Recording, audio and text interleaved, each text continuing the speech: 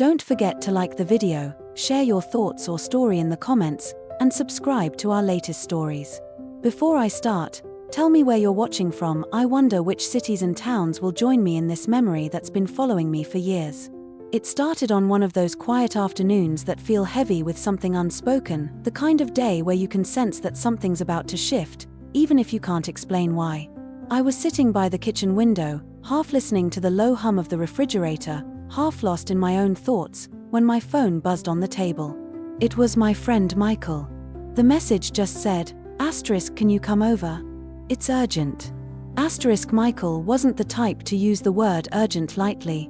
In fact, he was the calmest man I knew. The kind who stayed steady even when everything around him was spinning. So when I saw that message, my heart did a small, uneasy jump. I called him right away. He didn't answer. Just a single text after that, "Please, just come." I should have known something was off, or maybe I did, but I didn't want to believe it. I grabbed my coat, didn't even finish the tea I'd made, and drove the 15 minutes to his house. The air felt heavier than usual. Clouds were hanging low, and the sky looked bruised, like rain was holding itself back. When I arrived, the front door was slightly open. Not wide, just enough to make me pause. I pushed it gently and called out, "Michael?" No answer at first. Just the faint sound of a radio somewhere in the background, a man talking softly about the weather. I stepped inside and saw him in the living room, sitting on the couch, leaning forward, elbows on his knees, hands clasped. He looked smaller somehow. "You came," he said quietly, almost with relief, but his voice trembled. I sat down beside him, trying to read his face. "You said it was urgent. What's going on?" He didn't look at me right away. Instead, he stared at the floor, like he was trying to find the right words among the wood grains. When he finally spoke, his voice was steady, but softer than usual. I didn't know who else to call. I waited. Sometimes silence pulls more truth out of people than questions ever could. He finally turned to me. "I just got the call. It's about my brother. He's gone." For a moment, the words didn't register.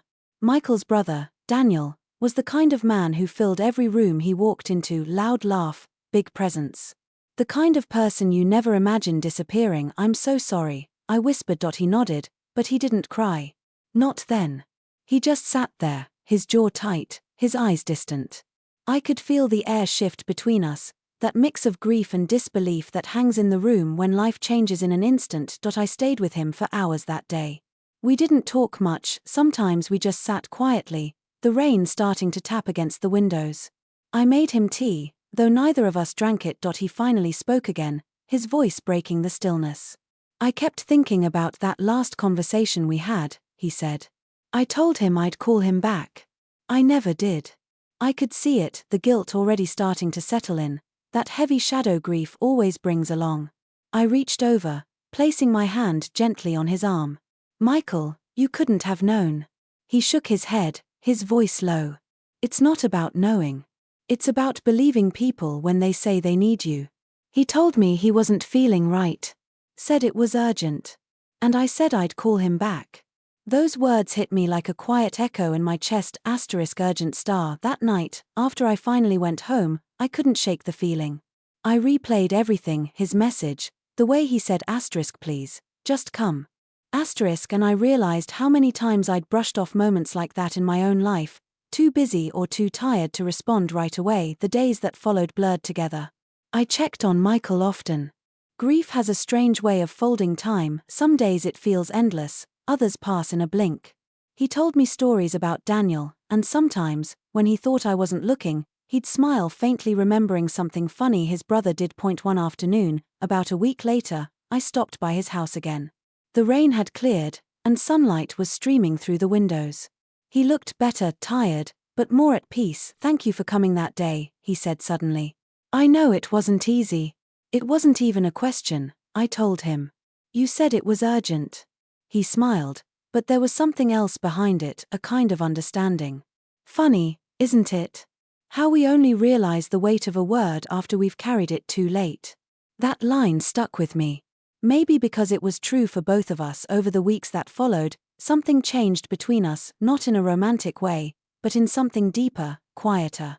We learned to listen differently, to notice the pauses in each other's words, to reach out without waiting for someone to say it's urgent. Months later, when autumn began to paint the trees outside my window, I got a call from him again. His voice was calmer this time. I just wanted to tell you I visited Daniel's grave today, he said. I told him about you.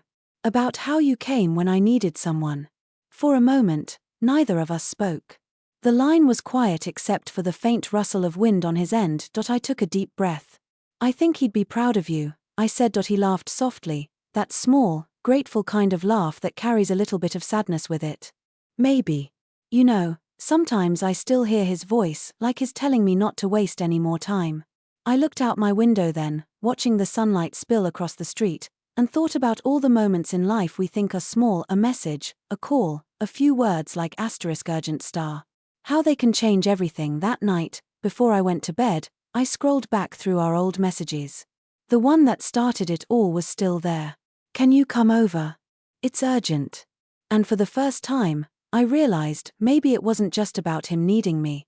Maybe it was about me learning to believe when people reach out, because sometimes, the people who say it's urgent aren't asking you to fix anything.